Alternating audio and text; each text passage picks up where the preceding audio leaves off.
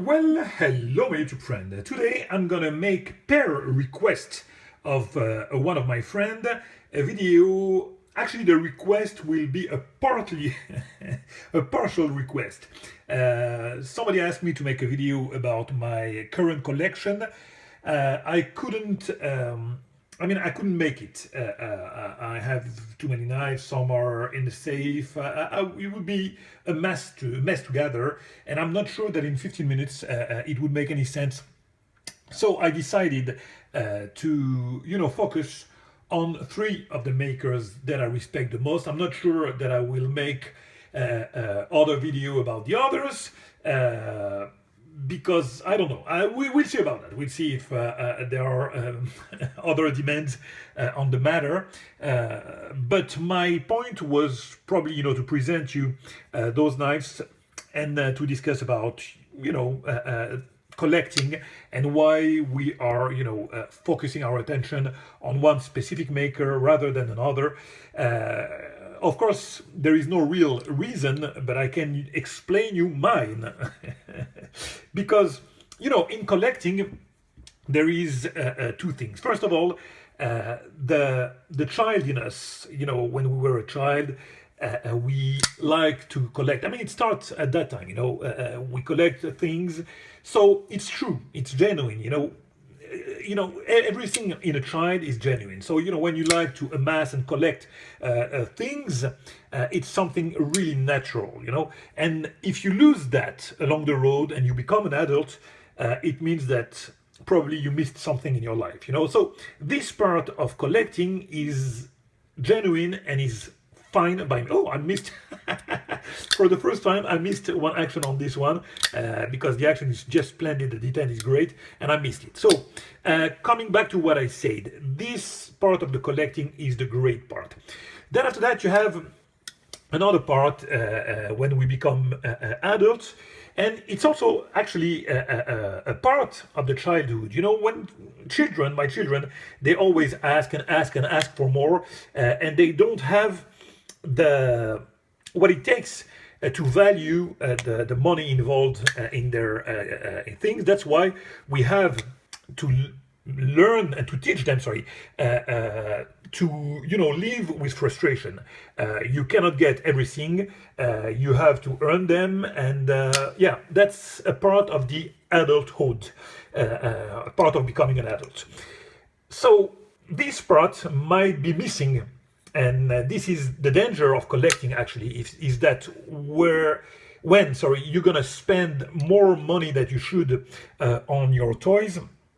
So and it can jeopardize actually your savings. It can jeopardize your family. I've seen some people like that spending all their money on whether it's knives or bikes or watches or whatever, and they put themselves in a bad situation. So this is I would say the bad part of this hobby. That's why you need to get a balance, hopefully, in the way you collect the things.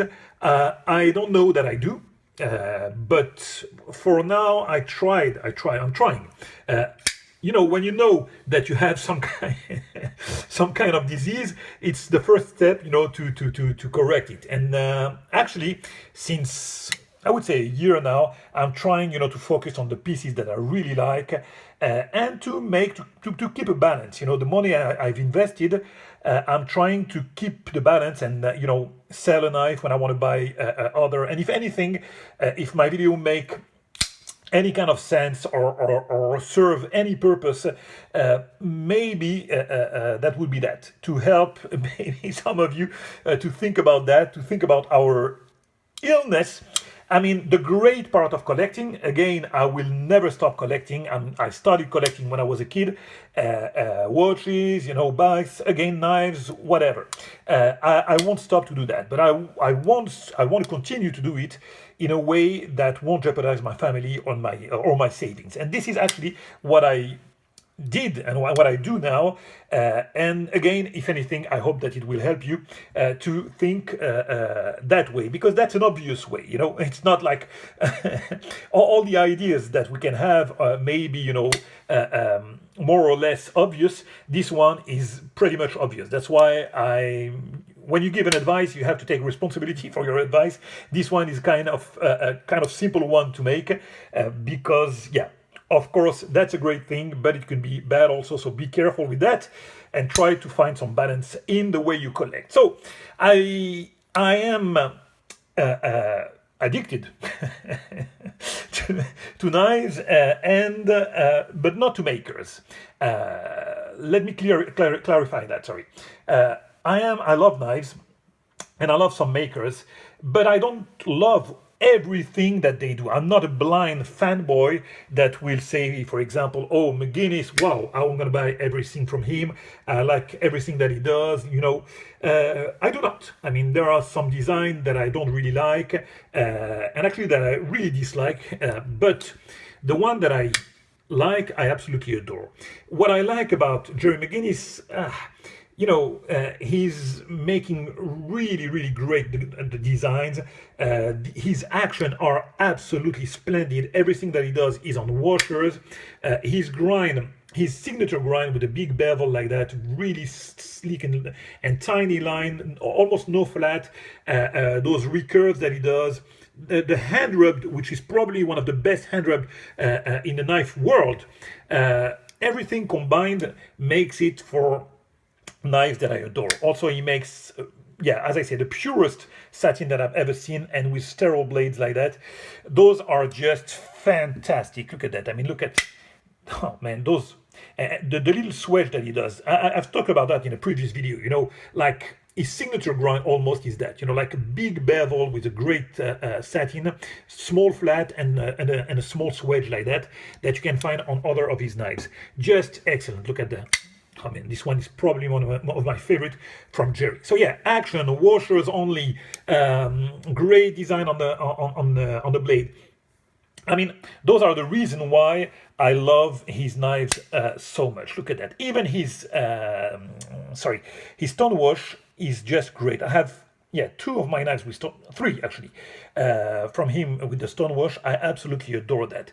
And the action is as good to me. It's different, but as good and as appreciable on his frame lock than on his liner lock, even though I like the liner lock better. This one is a collaboration with Horton. Beautiful Horton grind. Just fantastic. So yeah, those are the reason why I like Gerry's knives. Oh man, look at this Notorious. This one, just, it's a long one. I mean, he makes every knife that he makes, every design has, you know, a big version and a smaller version. This one is the big Notorious, but just a great one. This one is the only one that I have, which is the I would call it the pre-CNC era. All the others are done now with the CNC, but make no mistakes, they are absolutely purely 100% custom made, and I don't know, man. I just adore them. I mean, the one that I have, I adore them.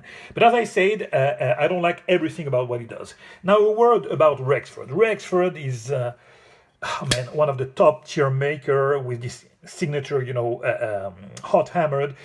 Oh man, look at the colors that you have here. The process is so tedious. Only he has the recipe to make it as good as that. This is the Singularity. I mean, the model that I kept are the main and the most acclaimed model that he makes with his signature. That's why I wanted to keep those. I had several Rexford, but I wanted to keep three because they're quite expensive.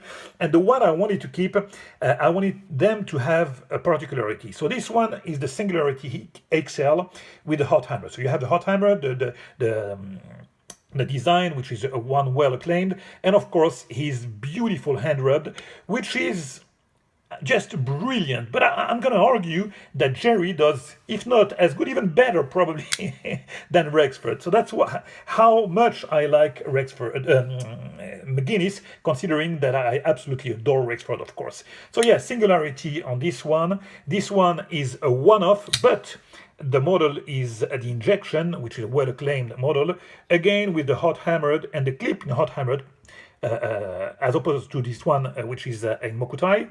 I like the way that it blends together with the rest of the scale. Zirconium bolster, Mokume inlay. One of the knives that I prefer in my collection, probably, you know. So yeah, injection, singularity, and of course one of the first design that he made, an epicenter. And I have some epicenter, but I wanted to keep this one, and this one will probably follow me to the grave because it's one of the custom knives probably that I like the most, all maker combined, because you know it has this very modern design with the epicenter and Rexford, and this classy material with the koa insert here on the pivot, and the Damascus bolster and clip. Just a brilliant knife. That's why I like Rexford. Then again, you have, of course, my Bob Terzuola. Oh man, I have this man in my heart. He wrote the book about tactical knife making. I mean, he's making such a great knife. But again, I don't like everything that he does. I mean, the small and not dressy version of his knives are not really appealing to me. What I like is the one where he works so much with the material. I mean, you know, like you have like 3 layers of material with the marble carbon, silver sterling inlay, beautiful Damascus from Chad Nichols on the bolster. Then again, he's using material also on the blade that are incredible, like this Tirpitz Damascus, which come from the Tirpitz, you know, the ship war, the warship. The battleship from the German.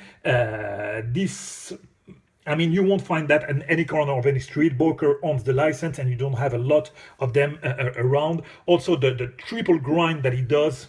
Look at that triple grind on this one. I like the complexity on the grind. I like the use of fancy material. This one is the most simple one that I have, but I absolutely adore the grind. Look at this Persian grind, beautiful. But most of the time, what I would like with him is the use of those material, you know, combined. Look at the way he finishes here. The zircotai is just incredible. The first time in my life that I see a zircotai with this kind of finish. Again, like some real complex grind, and the finish that he does on his knives, that's a pure signature. I mean, I don't see a lot of people, I don't see nobody doing this kind of finish, the grooves, the complex grind. I mean, I absolutely adore them. Then you have those even more complex grind with what I would call a quadruple grind, because you have the swedge that is a grind on its own. Then here you have, no, it's a triple one actually. Wait a minute. No, it's a triple grind. Oh, come on. Here is the flat and the triple grind, which he does. I don't know. I'm getting silly, and I'm not going to do a retake. I never do retakes on my videos. So that's a triple, beautiful grind, as you're going to find on this Persian. Beautiful triple grind also. You see, that's what I like. You know, really nice material, zirconium, silver sterling, ebony. Look at that. I mean, he's going to use like ebony, like this, I don't know how it's called, that buffalo, whatever place it comes from, you know, that you will use with meteorite and with brass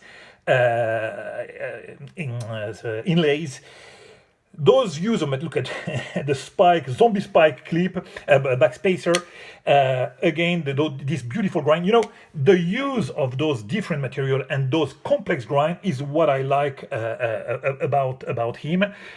This one, I mean, has a duplex grind also. I like the triple grind that he does, and also, of course, I absolutely adore his duplex grind. And this one is actually the prototype.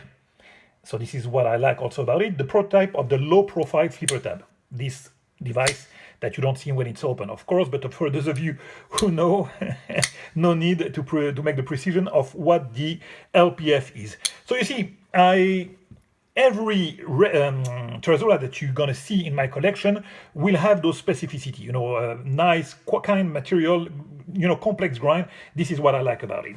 I'm going to stop this video because we are heading to the 15 minutes, and I, as always, don't want to go over that. I hope that it made any kind of sense and that you will appreciate watching it. For me, it was a kind of pleasure, as usual, otherwise I wouldn't do it, to make this video, and I'll catch you very soon for another video. Bye bye, my friend. It was a very, very, very deep and nice pleasure. This is one of the first knives that I got from Bob, and I absolutely adore it. Bye bye, my friend, and see you soon.